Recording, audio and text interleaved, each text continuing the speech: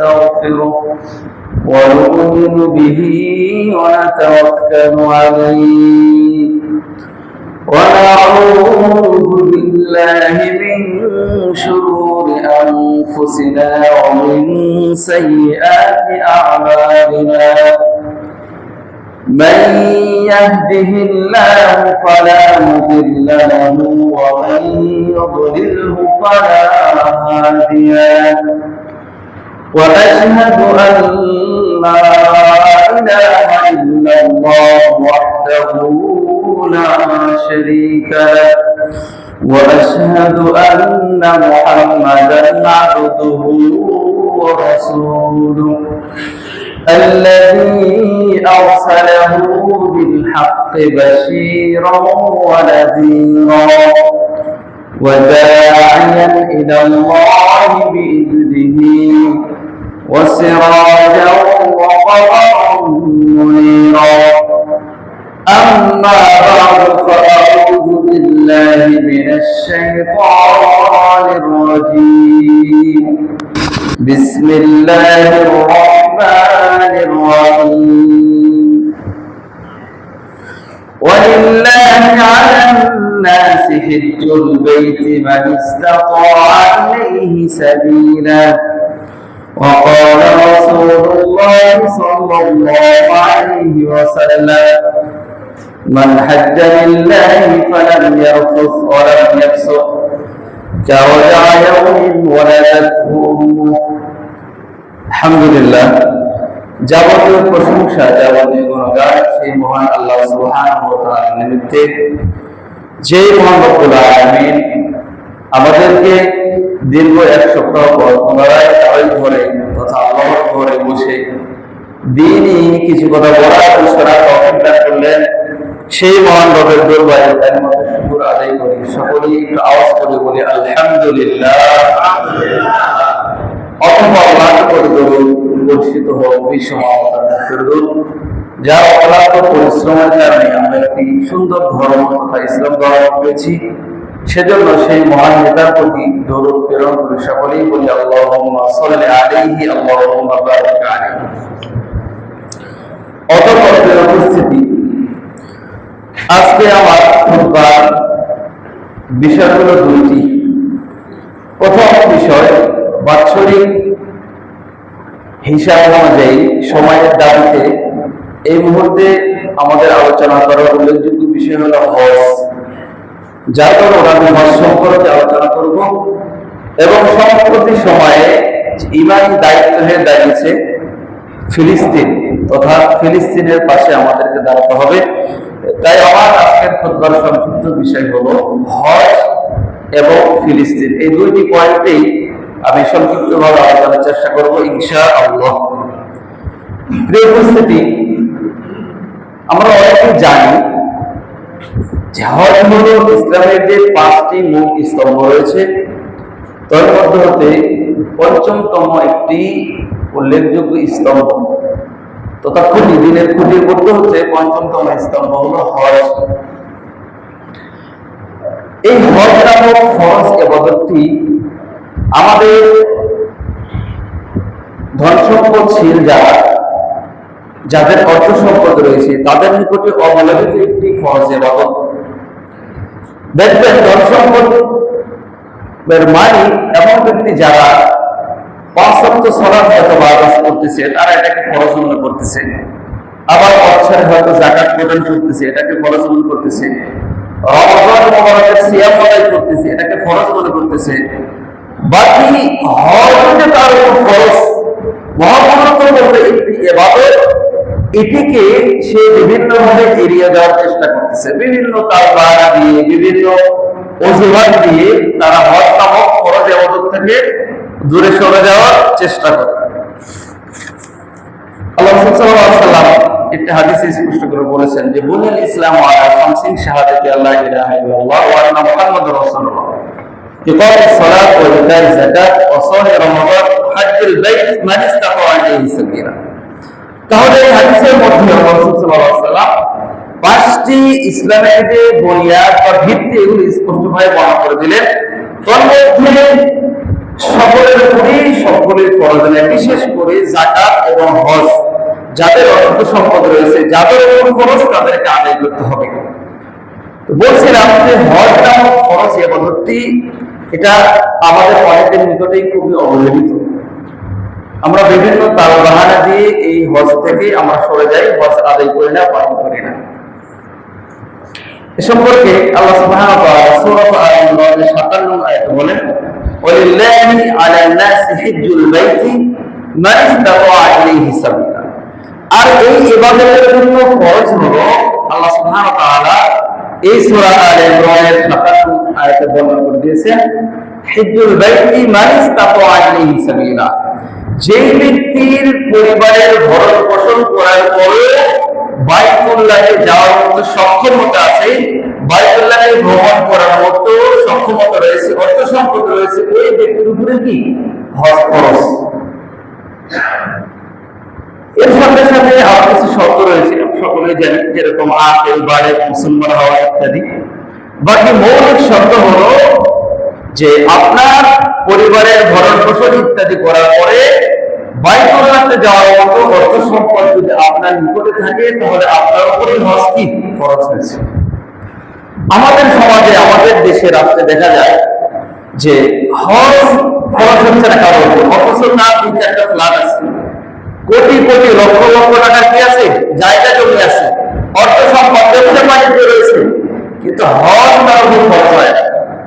হজের কথা বললে বলবে ভাই, আর বললে না, আমার ছোট বাচ্চা কাচ্চা আছে, এই বাচ্চা কাচ্চা বলে একটু বড় হলে কি এদের বিয়ে সাথে দিয়ে কি হজে যাব, অথবা একটু ঝামেলা করছে, ঝামেলা থেকে মুক্ত হলে আমি কি হজে চলে যাব, আমার মেয়েটা বড় হয়ে গেছে, মেয়েটাকে বিয়ে দিয়ে কি আমি হজে চলে যাব।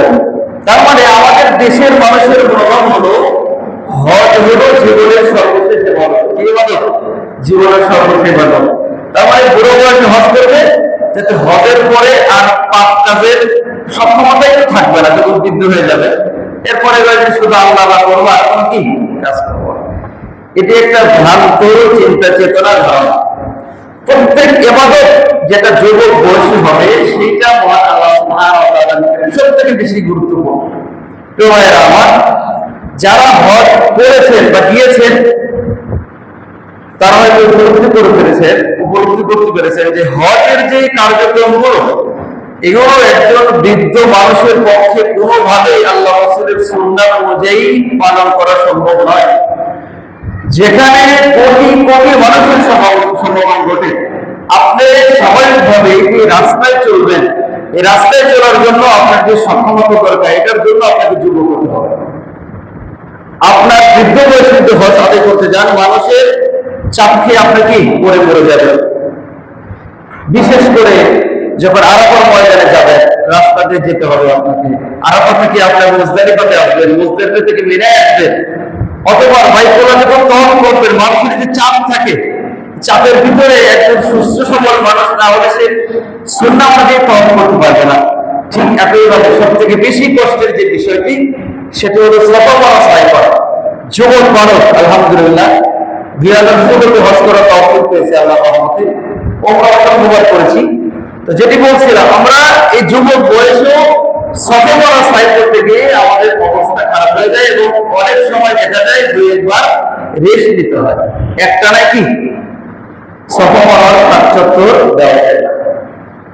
তাহলে বৃদ্ধ বয়সে যদি আমরা যাই, তাহলে কি, যদিও বিকল্প পদ্ধতি রয়েছে, হুইল চেয়ার বলে, এখন আধুনিক কিছু বাইকের মতো গাড়ি রয়েছে, যেগুলো দিয়ে কি করা যায়, কিন্তু আল্লাহ রাসূল সাল্লাল্লাহু আলাইহি ওয়াসাল্লাম ওগুলোকে চলে বিকল্প পদ্ধতিতে করেন। আপনি জীবনে একবার হজ করতে যাচ্ছেন, কেন সেই হজটা বৃদ্ধ বয়সে করতেছেন? যে হজ করতে গিয়ে আল্লাহ রাসূলের সুন্নাত পরিপূর্ণভাবে আপনি আদায় করতে কি পারবেন না। এজন্য প্রিয় ভাইরা আমার, কোন টালবাহানা না করে হজ যে মুহূর্তে আপনার উপর ফরজ হোক, সাথে সাথে আপনাকে হজ করতে হবে। চাই আপনার ছেলে সন্তান নিয়ে, বড় হোক ছোট হোক, বিয়ে হোক, বিপদ আপদে, ব্যবসা বাণিজ্য ইত্যাদি, এই চিন্তা চেতনা আমাদের দূর করতে হবে যে হজই আমাদের জীবনের সর্বশেষ ইবাদত। হজ করে এসে শুধু মসজিদের কি বাড়িতে আল্লাহ করবো না, এই বয়সের ইবাদত আল্লাহ কবুল করবেন। সূরা আল ইমরানের 17 থেকে 18 আয়াতে আল্লাহ বলেন, আউযু বিল্লাহি মিনাশ শাইতানির রাজীম ওয়ালাইসা বিত-তাওবাতু লিল্লাযীনা ইয়া'মালুনা আস-সাইয়্যাত হাত্তা ইযা হাদারা আহাদাহুমুল মাউত ক্বালা ইন্নী তুবতু আল-আন ওয়া লাল্লাযীনা ইয়ামুতুনা ওয়া হুম কুফার। এর অর্থ কি জানেন? আমাদের অনেকে আমাদের হজ ইচ্ছেই নেয়। আমরা হজ দেরিতে কেন করি? হজ করে আসার পরে আর খারাপ কাজ করবো না, তার মানে কি সারা জীবন খারাপ কাজ করবো নাকি? এই জন্য তো হজ শেষে করবো, যে হজের আগে যত অপকর্ম আছে, যত খারাপ কাজ আছে এগুলো সেরে যাবো, হজ করে গেলে আমি পবিত্র হয়ে যাবো না। আল্লাহ কি বলেছেন? অনেক যে আপনি খারাপ কাজের সাথে সম্পৃক্ততা আপনার থেকেই যাবে, খারাপ কাজ করতেই থাকবেন আর তাওবা করবেন বারবার। এই তাওবা করবেন হাত্তা ইযা হাদারা আহাদাহুমুল মাউত ক্বালা ইন্নী তুবতু আল-আন। আর যখন মৃত্যুর সময় ঘনিয়ে আসবে তখন আপনি বলবেন যে আমি তওবা করেছি, আমি কি ভালো হয়ে গেছি। ওয়ালাল্লাযীনা ইয়ামুতুনা ওয়া হুম কুফার।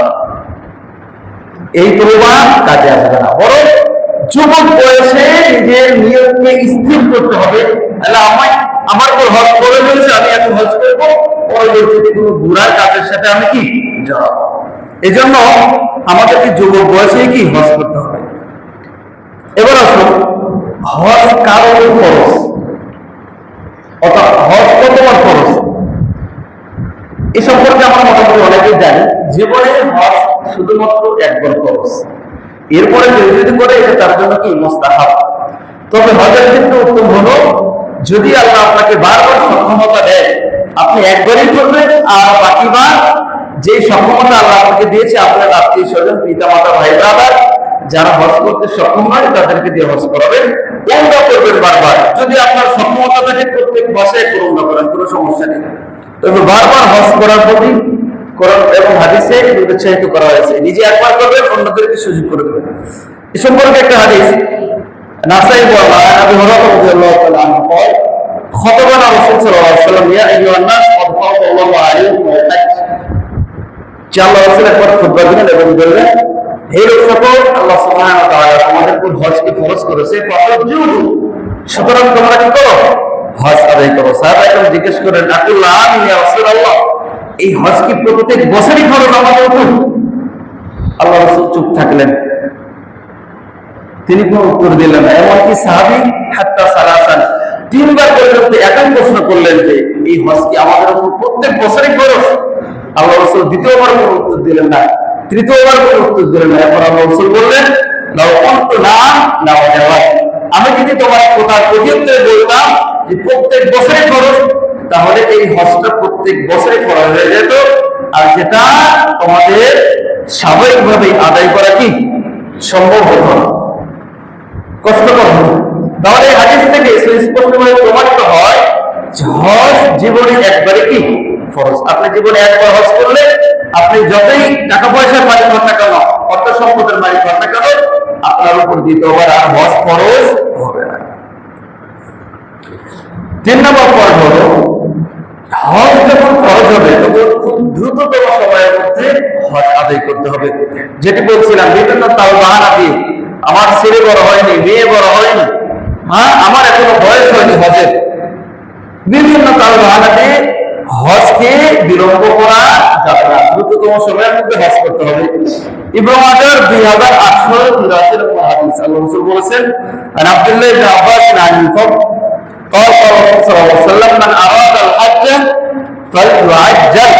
فليتعجل, যে ব্যক্তি হজ করার ইচ্ছে করেছে সে যেন খুবই দ্রুত সময় হজ করে নেয়। কেননা হজ কোনো ব্যক্তির উপর ফরজ হওয়ার পরে যদি সে হজ আদায় না করে তাহলে 3টি সমস্যার সম্মুখীন সে ব্যক্তি হতে পারে, যার বর্ণনা আল্লাহ রাসূলের হাদিসে দিলেন। নম্বরে ফাইন্নাহু ক্বাদ ইয়ামরুদুল মারিদ, যে ব্যক্তির উপর হজ ফরজ হয়েছে সে যদি বিলম্ব করে, হজ না করে 1 বছর, 2 বছর, 3 বছর, 4 বছর, 5 বছর পর্যন্ত ওয়েট করে, দেরি করে, বিলম্ব করে, তাহলে সেই ব্যক্তি হয়তোবা অসুস্থ হয়ে যেতে পারে, টাকা পয়সার সমস্যা হয়েছে বা সে অসুস্থ হয়ে যেতে পারে। নাম্বার 2, আল্লাহ রাসূল বললেন, ওয়াতাদিল্লু ওয়াল, এই ব্যক্তি যে সামর্থ্যবান রয়েছে 2025 সালে, 26 সালে, 27 সালে তার সেই সামর্থ্য নাও থাকতে পারে হজ করার মতো, কোন কারণে অ্যাক্সিডেন্টলি তার অর্থ সম্পত্তি নষ্ট হয়ে যেতে পারে। 2 নম্বর কারণ। 3 নম্বর কারণ রাসূল বললেন, ওয়াতারিদুল হাজ্জা, তার সামনে এমন কোন প্রয়োজন এমন কোন সমস্যা উপস্থিত হতে পারে যার দরুন সে আর হজ করতে পারবে না। যেমন আমাদের খুব অল্প সময়ের ভিতরে আমাদের কাছ থেকে বিদায় নিয়ে চলে গেছে মারাত্মক খুবই ভয়াবহ ভাইরাস করোনা। আপনারা জানেন 2020 এবং 21 সাল এই করোনার কারণে মানুষকে হজে যেতে বাধা দেওয়া হয়েছে। খুবই সামান্য কিছু সংখ্যক মানুষ যারা হজ করতে পেরেছে। যাই হোক, আল্লাহ এই জন্য বলেছেন কারো উপর যদি হজ খরচ হয়ে যায় তাহলে সেই জন্য কোনো ক্রমেই হজ করতে বিলম্ব না করে। যদি বিলম্ব করে তাহলে হয়তো এই তিনটা সমস্যার কোনো একটা সমস্যার সম্মুখীন হতে পারে। হয়তো অসুস্থ হয়ে যাবে, অথবা টাকা পয়সা কোনো কারণে নষ্ট হয়ে যাবে, অথবা সর্বশেষ এমন কোন প্রয়োজন বা সমস্যা তার সামনে দেখা দিবে যার কারণে সে আর হজ করতে পারবে না। তাহলে ক্ষতিকারক বিষয় জানেন, ক্ষতিকারক বিষয় হলো আপনার উপর যে হজ করেছিল, আপনি যে হজ করলেন না, বিনা কারণে বিলম্ব করলেন, এর জন্য যখন মৃত্যুবরণ করবেন অবশ্যই আল্লাহ কাজ করে আপনাকে জানাতে হবে। এবং এই ফরজ নামক ইবাদত করতে যে আপনি টালবাহানা করলেন এবং এই ইবাদতকে গুরুত্বহীনভাবে আপনি কাটিয়ে দিলেন, এ কারণে আল্লাহ সুবহানাহু ওয়া তাআলার নিকটে আপনার জবাবদিহি অবশ্যই করতে হবে। প্রিয় ভাইরা আমার, এজন্য যাদের উপর হজ ফরজ হয়েছে, এই বছর না হোক, অন্তত সামনের বছর হবে, আপনাদের নিয়ম স্থির করতে হবে। আপনার চিন্তা চেতনা এমন থাকলে হবে না যে আমার 4টা ছেলে একটা ফ্ল্যাট কিনেছে, আর 4টা কিনে তারপর হজে যাবো, তাই কিনা? আগে বাড়ি বাড়ি 4টা করে দিই, ছেলেদেরকে বিয়ে দিয়ে দিই, তারপর হজে যাবো। ছেলেদেরকে দেখতে দেখতে আপনার নিজের জীবনের কি সময় শেষ হয়ে যাবে, আর তারপর যখন হজ করার সক্ষমতা আপনি হারিয়ে ফেলবেন, এরপরে যখন মৃত্যুবরণ করবেন আপনাকে আল্লাহর কাঠগড়ায় দাঁড়াতে হবে। প্রিয় ভাইরা আমার, এই জন্য যাদের হজ করার সমর্থ রয়েছে অবশ্যই দ্রুত সময় হজ করতে হবে। প্রিয় ভাইরা আমার, অন্য একটা হাদিসে কুদসিতে সহিহ ইবনে হিব্বানের বর্ণনায় 3695 নম্বর হাদিস বলতে আবু সাঈদ খুদরি রাদিয়াল্লাহু তাআলা আনহু থেকে আল্লাহ সুবহানাহু ওয়া তাআলা বলেন হাদিসে কুদসি যে ইন্না আবদান সাহাহতু জিসমাহু, আমি একজন বান্দার বডি তার শরীরকে সুস্থ রেখেছি, এবং তাকে একটি সুন্দর জীবন দান করেছি যার জীবনের ভিতরে কোনো অভাব অনাটন ছিল না, আর খুবই ভালো মানের অর্থ সম্পদ তাকে দিয়েছি। এইভাবে তার 5টি বছর অতিক্রান্ত হয়ে গেছে, তারপরও এই ব্যক্তির উপর হজ আমার নিকটে আসে নাই, আমার ঘরে আসে নাই, সেজন্য বাস্তবিক অর্থেই হতবানা। এই হাদিসে কুদসিতে আল্লাহ সুবহানাহু ওয়া তাআলা বর্ণনা করেছেন হজ ফরজের পরে কোনো ব্যক্তি যদি হজ বিলম্ব করে তাহলে সেজন্য দুর্ভাগ্য হতবানা, সেজন্য তার জীবন থেকে মহামূল্যবান কিছু হারিয়ে ফেলল অথবা মহামূল্যবান কিছু থেকে বঞ্চিত হয়ে গেল।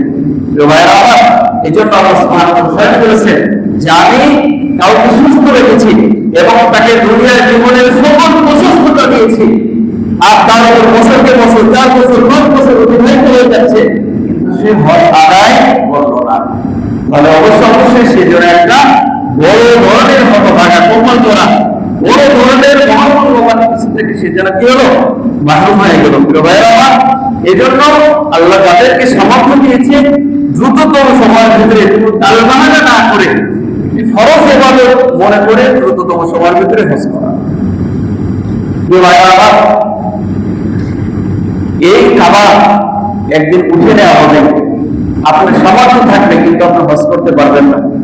হয়তো আপনার এখন সামর্থ্য রয়েছে, চিন্তা করতেছেন আমি অমুক সালে 30 সালে 40 সালে হজে যাব, বা এই খাবার একদিন উঠে নেওয়া হবে, আপনার এই সৌভাগ্য না হতে পারে।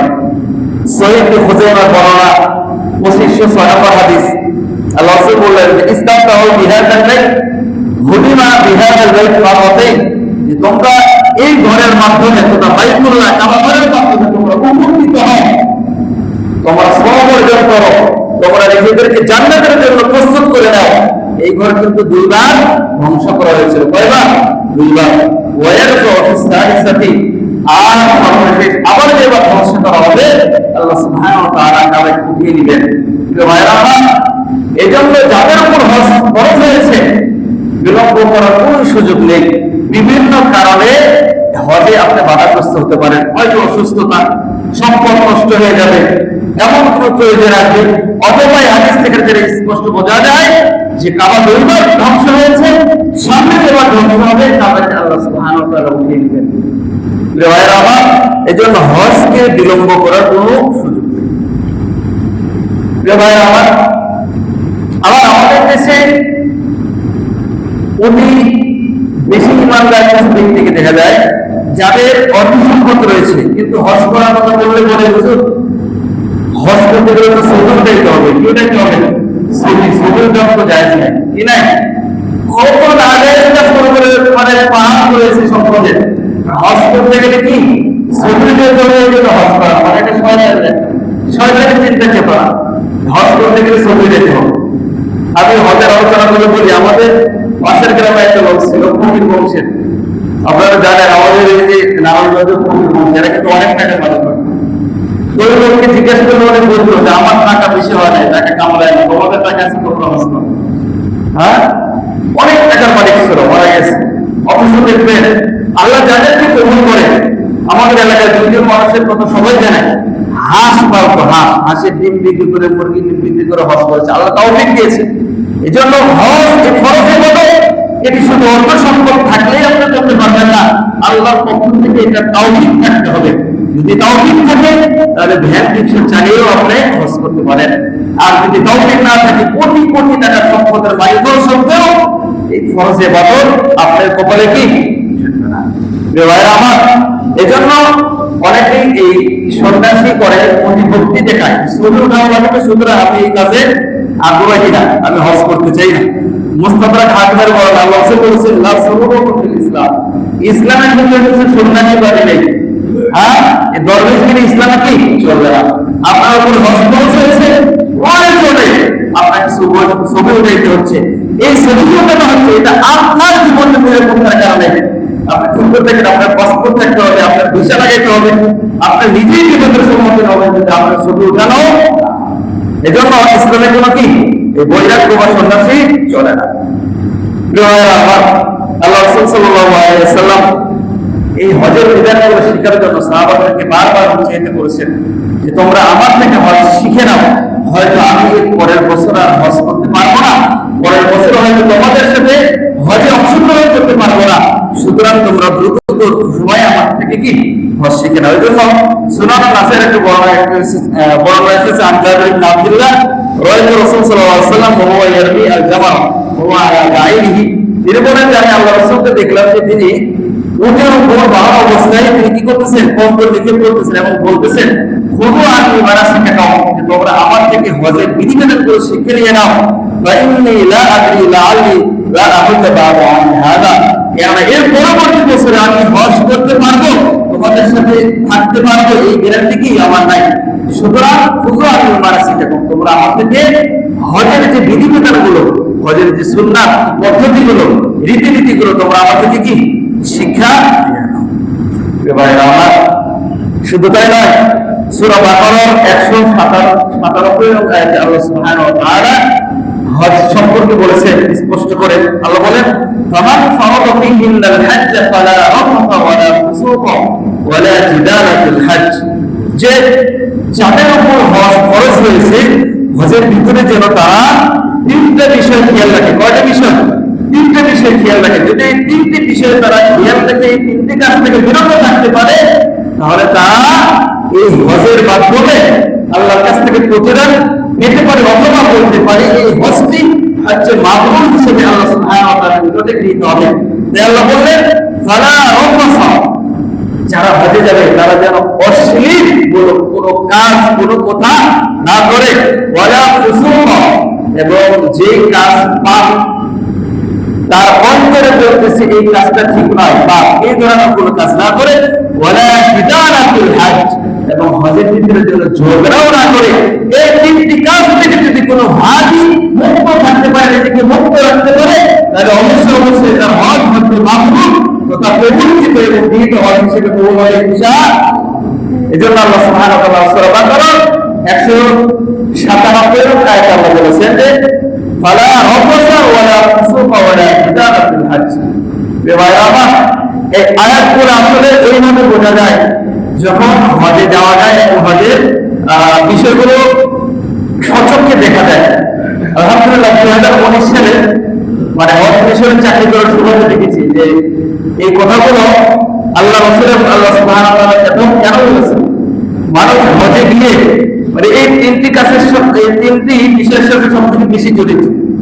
অশ্লীল কথাবার্তা, এরপরে ঝগড়া ঝাঁটির তো কোনো কি কোথায় নেই, সিটে ঝগড়া লেগে যাচ্ছে, খাবার সময় মেরে দিয়ে ঝগড়া লেগে যাচ্ছে, সংযুক্ত দেখেছি অসংখ্য আসলে। আর মসজিদের সাথে গন্ডগোলের কোনো কোথায় নেই, ওখানে বলে যাচ্ছে থাক দেশে আগে চলো, তারপরে কি তোমাকে দেখে নিবো কত বড় মসজিদ হয়েছে। এখানে কিছু বিষয় থাকে, আমি যে একটু উদাহরণ দিয়ে বুঝাই দেখবেন, যারা হজ করতে যায় এমনও হাজি পাওয়া যাবে যারা অন্য গ্রাম থেকে ঢাকা শহরে আসে, অথবা তার গ্রাম থেকে জেলা শহরে ইত্যাদি এরকম চলাফেরা নাই। এই হাজিদেরকে যখন আপনি ঢাকা নিয়ে আসবেন, তারা তো বাড়িতে সর্বদাই জানানো করবেন নিজের বাড়ির থেকে অনেকে উপস্থিত। আপনি যখন ঢাকা নিয়ে আসবেন, সৌদিতে নিয়ে যাবেন, ওকে আপনি একদম ভালো মানে সেরকম হোটেলের খাবার গুলো ভালো লাগবে না, এটাই সত্য। কারণ সে কখনো বাড়ির বাইরে খাবার খায়, এই যে খাবার দাবার ইত্যাদি নিয়ে মসজিদের সাথে কি ঝগড়া শুরু হয়ে যায়।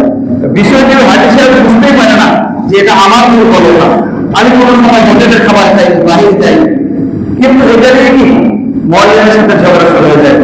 অমুক জিনিস কিনে দিলেন, আমাকে কেন দিলেন না, অমুককে 1 ঘন্টা সময় দিলেন, আমাকে কেন দিলেন না, এই যে বিষয়গুলো নিয়ে হাজিরা ব্যস্ত হয়ে যায়। গেছেন ইবাদত করতে, কিন্তু সেখানে গিয়ে কেনাকাটা, ঝগড়া, ফাসাদ ইত্যাদি এগুলো নিয়ে কি ব্যস্ত থাকে সর্বদা। এই জন্য আল্লাহ সুবহানাহু ওয়া তাআলা বলেছেন কবুলকৃত হজ হওয়ার জন্য সত্য হলো এই তিনটি কাজ থেকে তোমাকে বিরত থাকতে হবে, তাহলে তোমার আসতে হবে এবং হজের একটি গুরুত্বপূর্ণ পয়েন্ট আল্লাহ রাসূল বলেছেন যে হজ ইয়াউম আরাফা, আরাফার দিন হলেই কি হজ। আপনারা যারা হজ করতে গিয়েছেন, হজের মৌলিক কর্ম হলো আরাফা। সেই সূর্যোদয় হওয়ার পর থেকে নিয়ে সূর্যাস্ত পর্যন্ত আরাফার ময়দানে অবস্থান করতে হবে এবং শুধুমাত্র কেবলমাত্র ওখানে কাজ হবে আল্লাহর কাছে চাইতে হবে। যেভাবে চাইবে, যেভাবে চাইবে শুধু চাইতে হবে আল্লাহর কাছে। সূর্য উদিত থেকে সূর্যাস্ত পর্যন্ত শুধু আল্লাহর কাছে কি চাইতে হবে। এই জন্য বলা হয়েছে আরাফা, আরাফার ময়দানটাকে হবে কি গুরুত্বপূর্ণ। এবার আসুন আমরা সংক্ষিপ্ত ভাবে এই হজের ফজিলত সম্পর্কে একটু জানবো যে এই ইবাদতটি এত টাকা পয়সা খরচ হয়, এটার কি কোনো বিশেষ ফজিলত আছে কিনা। এবার আসুন আমরা জানি সুনানুত তিরমিজি 811 হাদিস আল্লাহ রাসূল বলেছেন মান হাজ্জা লিল্লাহি ফালাম ইয়াফুস ওয়ালাম ইয়াফসুক গুফিরা লাহু মা তাকাদ্দামা মিন যামবিহি। সে ব্যক্তি শুধুমাত্র কেবলমাত্র আল্লাহ সুবহানাহু ওয়া তাআলাকে রাজি খুশি করার জন্য হজ করলো এবং সে কোনো অশ্লীল কাজের সাথে জড়িত হলো না, পাপাচার কোনো কাজের সাথে জড়িত হলো না, গুফিরা লাহু মা তাকাদ্দামা মিন যামবিহি। আল্লাহ সুবহানাহু ওয়া তাআলা তার পূর্বের সমস্ত গুনাহকে ক্ষমা করে দিবেন। সুবহানাল্লাহ। এই হজ করতে কত টাকা লাগে এখন আবার কমে আসছে আলহামদুলিল্লাহ। সরকারি সম্ভবত 2টা প্যাকেজ ঘোষণা করেছে, একটা মনে হয় 4,78,000 আর একটা 5,75,000, মানে একটা ভিআইপি একটা কি সাধারণ হজ। আর বেসরকারি গভর্নমেন্ট আমাদের 2025-এ সম্ভবত যেটা দেখলাম 4,83,000 হবে। আমরা অনেকেই অনেক অর্থ সম্পদের পারি, জায়গা, বাড়ি, ফ্ল্যাট ইত্যাদি রয়েছে, কিন্তু এই ফরজের ইবাদত আমাদের কাছে খুব অবহেলিত। বিভিন্ন কারণে বিনা কারণে আমরা কি ধীরে ধীরে কি পিছিয়ে যাচ্ছে। এটা আসলে কোনো মুমিনের জন্য কি সমস্যা উচিত নয়। হজের আরো বড় ফজিলত রয়েছে। সহিহ বুখারী হাদিস নাম্বার 1521 আল্লাহ রাসূল বলেছেন মান হাজ্জা লিল্লাহি ফালাম ইয়াকুফ ওয়ালাম ইয়াকসুব কাওয়াজা ইয়াউম ওয়ালা তুমুরু। যে ব্যক্তি শুধুমাত্র কেবলমাত্র আল্লাহ সুবহানাহু ওয়া তাআলাকে রাজি খুশি করার জন্য হজ করল এবং সে কোনো অশ্লীল কাজে লিপ্ত হলো না, কোনো পাপাচার কাজে লিপ্ত হলো না, সে যেন হজ করে যখন ফিরে আসলো সে যেন তার মায়ের পেট থেকে সত্য ভূমিষ্ঠ হওয়ার মতো নিষ্পাপ হয়ে ফিরে আসে। সুবহানাল্লাহ। কোন ক্ষেত্রে আমার কথা আল্লাহ রাসূল বলেননি, আল্লাহ সুবহানাহু ওয়া তাআলা ঘোষণা দেননি, শুধুমাত্র হজের ব্যাপারে বলেছেন এত গুরুত্বপূর্ণ একটি ইবাদত মায়ের পেট থেকে যখন ভূমিষ্ঠ হবে নিষ্পাপ অবস্থায় ঠিক এমনভাবে হজ করার মাধ্যমে কেমন নিষ্পাপ হয়ে আপনি কি মক্কা মদিনা থেকে ফিরে আসবেন। সুতরাং এর থেকে বড় ফজিলতের আর কোন ইবাদত হতে এই জন্য নিজের কলমকে নিজের অন্তরকে যদি গুণামুক্ত করতে চান তাহলে আপনার জন্যই রয়েছে হজ নামক ফরজ ইবাদত। সমাজে রয়েছে হজ করলে আপনার কলমটা একদম কি গুণের মতো সাদা রঙে হয়ে যাবে। আল্লাহ সুবহানাহু ওয়া তাআলা আমাদের সকলকে জীবনে একবার হলো হজ করার তৌফিক দান করুন। সকল আল্লাহুম্মা আমিন। রবায়না আছে বুখারী আরেকটা হাদিস আল্লাহ রাসূল বলেছেন, আল্লাহ রাসূলকে এক সাহাবা জিজ্ঞেস করলেন রাসূল সাল্লাল্লাহু আলাইহি ওয়াসাল্লাম আইয়ুল আমালি আফদল, কোন জায়গাটা সবথেকে বেশি আল্লাহ রাসূল বললেন আল ঈমানু বিল্লাহি ওয়া রাসূলিহি, সর্বপ্রথম উত্তম ইবাদত হলো আল্লাহ এবং তার রাসূলের প্রতি ঈমান আনা, ওয়া জিহাদু ফি সাবিলিল্লাহ, আল্লাহ রাসূলের জিহাদ করা, সুম্মা আল হাজ্জুল মাবরুর, এরপর হজ্জে মাবরুর। হজ্জে মাবরুর থেকে যে উদ্দেশ্য মুহাদ্দিসিনগণ বলেছেন যে হজ্জে মাবরুর যেই হজকে বলা হয় তার মধ্যে দুটি বিষয় উল্লেখযোগ্য থাকতে হবে। নাম্বার 1 হলো ইতাআতুত তাআম, যে হজের ভিতরে আপনি মানুষকে খাওয়াতে পারবেন, অসুকুল কালাম, এবং মানুষের সাথে সুন্দর ভাষায় মিষ্টি ভাষায় কি বলবেন, কথা বলবেন। আরেকটি বড় বিষয় হলো যে আপনি অবশ্যই মানুষের উপকার করবেন। আপনি হজে গেলে আপনি বিভিন্ন ভাবে মানুষের উপকার করতে পারবেন। হজে গেলে আপনি মানুষের সাথে ভালো ভাষায় কথা বলবেন। হজে গেলে আপনার যদি সামর্থ্য থাকে তাহলে মানুষদেরকে কি খাওয়াবেন। বিমায়ের আমার দেখবেন যারা হজে গিয়েছেন সৌদি আরবের দুইটা সিজার কোনো ব্যক্তি যদি ইচ্ছা করে সে রান্না বান্না করে খাবার খাবে না, হজেরও খাবার খাবে না, আলহামদুলিল্লাহ তার পক্ষে সম্ভব। নাম্বার 1 হজের সিজন, হজের সিজন এই যে 29 তারিখ থেকে মনে হয় ফ্লাইট শুরু হয়ে যাবে একদম হজের শেষ পর্যন্ত 2 মাস। কেউ যদি ইচ্ছা করে যে আমি কোনো হোটেল খাবো না, রান্না বান্না করবো না, চলবে আলহামদুলিল্লাহ, পর্যাপ্ত খাবারের ব্যবস্থা মসজিদের মধ্যে থেকে বেরোবে, যেই দিনটাই বেরোবে ওখানে খাবারের দাম রাখা আছে, আপনি বেরোবেন আপনাকে দেওয়ার জন্য তারা প্রস্তুত। বাইতুল্লাহ থেকে বেরোবে, যেই দিনটাই বেরোবে খাবার প্রস্তুত। আর দ্বিতীয় সিজন হলো রমজান মাসে সৌদি আরবের কেউ যদি মনে করে যে আমি কি পাঁচটা করবো না, হতে করবো না, খেয়ে থাকুন, তারপরে কি থাকা সম্ভব। যাই হোক বলছিলাম হজ্জে মাবরুরের ভিতরে প্রত্যেকটা বিষয়ে অবশ্যই থাকতে হবে। আপনার হজ্জে মাবরুর হওয়ার জন্য আল্লাহ ওই যে আয়াত ওয়ালা আনফুসাহুম মুসতাফা ওয়ালা কিতাব, এরপরে আপনার ব্যবহার এমন হবে যেন আপনার ব্যবহারে সন্তুষ্ট, বিপুল কালাম মিষ্টি ভাষা হতে হবে। এরপরে যদি সমর্থতা মানুষকে খাওয়াতে হবে, সর্বোপরি মানুষের উপকার করতে হবে। এই বিষয়গুলো যদি হজের সফরে আপনার ভিতর থাকে তাহলে আপনার হজে মাবরুর হিসেবে কবুল হবে ইনশাআল্লাহ।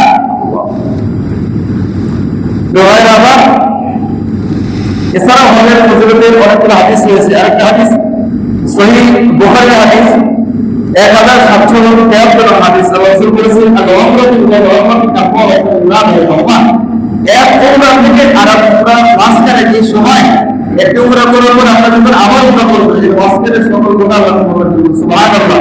ওয়াল হাজ্জুল মাবরুর লাইসা লাহু জাযাউন ইল্লা আল-জান্নাহ, আর আপনার হজ যদি কবুল হয়, হজ মাবরুর হয়, তাহলে এটাও প্রতিদান কেবলমাত্র শুধুমাত্র জান্নাত পাবেন। সুবহানাল্লাহ। আর পৃথিবীতে বলে জান্নাতের থেকে বড় চাওয়া পাওয়ার কিছু আছে ভাই? এজন্য হজ্জে মাবরুর, আপনার হজ যদি আল্লাহর কাছে গৃহীত হয় তাহলে শুধুমাত্র প্রতিদান জান্নাত, আর কিছু না, সরাসরি কি জান্নাত পেয়ে যাবেন। সূরা নাসের আয়াতে বর্ণনা হাদিস নাম্বার 2625, আল্লাহ রাসূলকে একবার আয়েশা সিদ্দিকা রাদিয়াল্লাহু তাআলা জিজ্ঞেস করলেন, আল্লাহ রাসূল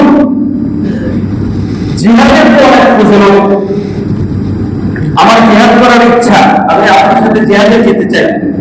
আল্লাহ রাসূল সাল্লাল্লাহু আলাইহি ওয়াসাল্লাম তখন বলেছিলেন যে জিহাদুল কাবীর ওয়া সগীর ওয়া যায়িফ ওয়া মারআতি, যে যারা বয়োবৃদ্ধ হজ জিহাদ করার মতো কি নাই, অবস্থা নেই, ও সগীর এবং যারা ছোট, ও যায়িফ যারা অসুস্থ, ওয়াল মারআতি এবং মহিলা যারা জিহাদ করতে পারবে না তাদের জন্য জিহাদ হলো হাজ্জ ওয়া উমরা। সুবহানাল্লাহ। আর সাথে বলবে যে তোমাদের জিহাদ ছোট বাচ্চার জিহাদ, দুর্বল মানুষের জিহাদ হলো আর হাজ্জ ওয়া উমরা। তোমরা যদি হজ উমরা করো, হজ উমরার মাধ্যমে তোমরা কি জিহাদে সওয়াব পেতে পারবে। সুবহানাল্লাহ। এজন্য ছোট সন্তান যদি থাকে, অনেকেই আমরা হজে নিয়ে যাই না, এই ছোট সন্তানকে যদি আপনি হজে নিয়ে যান, এটাও আমাদের জন্য লাভবান। হাদিসে রাসূলের বর্ণনা আছে, একটি মহিলা তার পূজা আসছিল, তার পালকির মতো হাওদাজ বলে আসবে, দেখলেন মুখের উপরে কি সরিয়ে দেওয়া থাকে। একজন মহিলা তার সন্তানকে বের করে আল্লাহ রাসূলকে বলল, আল্লাহ রাসূল, এই সন্তানের জন্য কি হজ হয়েছে? আল্লাহ রাসূল বললেন, হ্যাঁ। তবে অনেক একজন, তুমি এই সন্তানকে বহন করে নিয়ে আসছো, তোমার যে কষ্ট হচ্ছে, পরিশ্রম হচ্ছে, সুতরাং এই সন্তান হজ করলে একটু মালিক হয় না, করে না মালিক, এর সওয়াব কি সম্পূর্ণ হবে না। সুবহানাল্লাহ। এজন্য ছোট্ট সন্তানকে যদি আমরা সাথে করে নিয়ে যাই, তারা হজ করবে, আর প্রতিদান তাদেরকে আপনি সওয়াব কি আপনার জন্য। ভাই আমার, আমি যেহেতু বলছিলাম বিদেশে আলোচনা করবো, সর্বশেষ বলতে চাই যে আমাদের যাদের